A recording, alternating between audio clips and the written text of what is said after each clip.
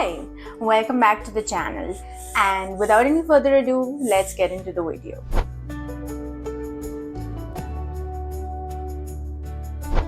So we're talking about my first trimester today, and what I'm going to do is I'm just going to use my old phone and I'll go through the pictures and we'll run through the entire trimester, and I will highlight the details of the things I did and the things I didn't do so that it can help you in your journey if you're going through the same. So I remember when we found out, it was, I think, around the end of November. So December is party season. I remember I was fully dressed up and so happy, so excited. And we did mention this good news to a lot of our close people who are important to us, who are around us, other than just our family, closest immediate family back home. And we were around 10 weeks is when we told people, because we had got our first scan and we did hear a heartbeat. So we kind of were sure as to what's happening. That's why we were okay to tell people, but just very, very close, important people who should know. And I remember we had our trip planned. We had our Christmas trip planned to Las Vegas as a young couple who wasn't pregnant. Our flights were booked, our hotels were booked, and I was going through a major episode of nausea. Now, I'm just going to put a disclaimer out there. So, I dealt with nausea, which may or may not be true for you. So, just pick up what you need and you can ignore the rest. So, before I traveled, of course, I need to get clearance from my doctor. I need her to know that I'm going to be gone, and if in case something happens, I need her to be aware. So, the first thing we did was reach out to my doctor and ask her that, I am facing nausea, I am having difficulty keeping my food down, I am puking a lot, and I need to travel because this is a trip that we had pre-booked without knowing or without expecting to get pregnant.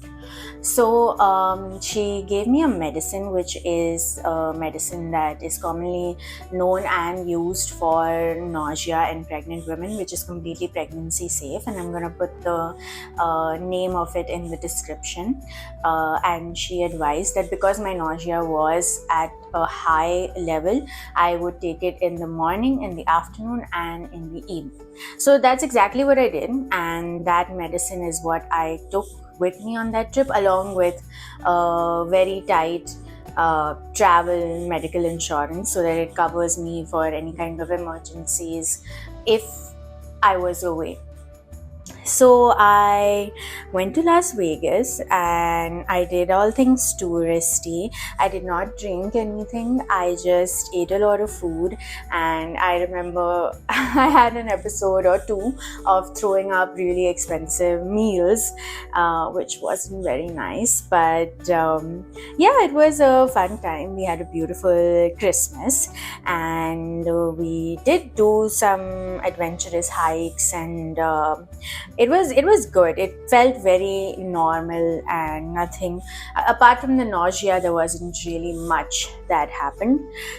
And then around New Year is when I told my core group of girls, because I was starting to feel like, this was very alien. Like, my body was changing, my breasts were getting tender, my face was getting rounder, my body parts that tend to store fat, like my arms and my thighs, were all starting to store more fat than they would normally have.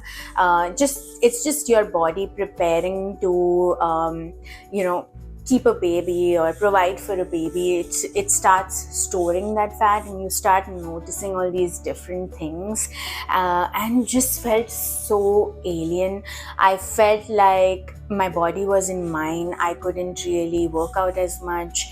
I was still using the treadmill and the cross trainer and doing light, not so intense workouts, and I was still doing all of that, which may not be suggested in any other ideal first trimester, but I was still working on those things because that's just how my body is made. But yeah, telling your closest friends really makes things a lot more easier, and you can tell them how you're feeling, you can share, you can exchange notes if you have other pregnant friends around you. I fortunately had a few pregnant people around me, just a few weeks here and there, so I actually got a lot of support in that time.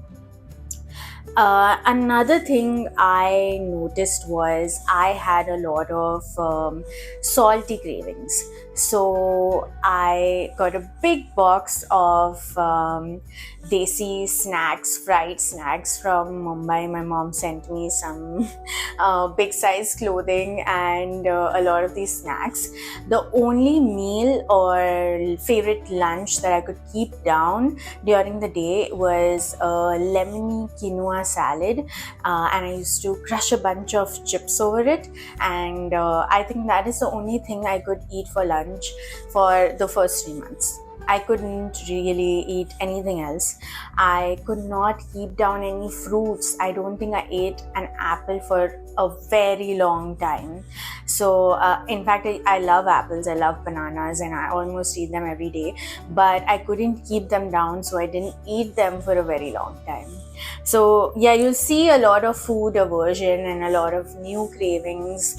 I don't think apart from salty cravings I really had any sweet cravings. I ate a lot of parathas, chicken parathas, aloo parathas, so that my cravings are satisfied, and carbolicious stuff was the only things I could keep down in the first trimester. So I wanted to start right. I wanted to not cheat. I wanted to have a healthy pregnancy.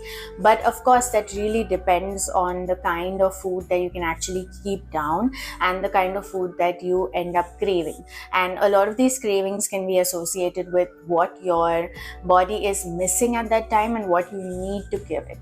So I don't think I really held back in the first trimester because I was so tired of puking and not being able to keep the food down that I only ended up eating what felt good for my stomach. So that's just something that I tried. Apart from that, another thing that happened with me in my first trimester was I experienced nosebleeds. So I'm not talking about nosebleeds like my nose was bleeding or I had blood coming out of it. No, it's because it was winter, and if I had a cold and I wiped my face or my nose like this, I would sometimes notice on the napkin that there was a little tiny blood clot. Even in the gym, when I went to the gym and I was just wiping my face or sweat off and I sometimes crossed my nose, I noticed that there was like little clumps of blood coming out of my nose. So of course I raised this with my doctor, and she asked me to monitor it and see if it actually worsens, then we could do something about it. It is a common pregnancy symptom and it does happen to a lot of people, but if it gets worse, they would do something about it. Otherwise, it just goes away on its own. And honestly, it happened like 2 or 3 times and it just went away. So these are the only things that I noticed. And of course, your doctor becomes a speed dial person, so you really need to check everything with your doctor. The kind of workouts that you're doing, are they conducive? I was running in my first trimester because I saw a lot of Instagram videos of moms doing it with their expecting pregnancies, but seems like if you're first time pregnant and you're not really known whether you have a history of healthy pregnancies or not, you should not take that risk. So I really basically stepped down my workouts and I kind of listened to my body in terms of what it could digest, what it couldn't, and how much it could keep up with my routine. So it does definitely slow you down, and you will start noticing a lot of changes in your body. And it's just a time of patience. Like the first 12 to 14 weeks, you really need to be patient with your body and let it get used to this alien entity that has entered, and your body is essentially making space and trying to see how it can incorporate this a little thing within the body structure. So you will see a lot of changes, and that is why you need to be patient. Apart from that, I think things start getting better as you start entering the second trimester, but we will discuss all about that in the next video, so come back for more.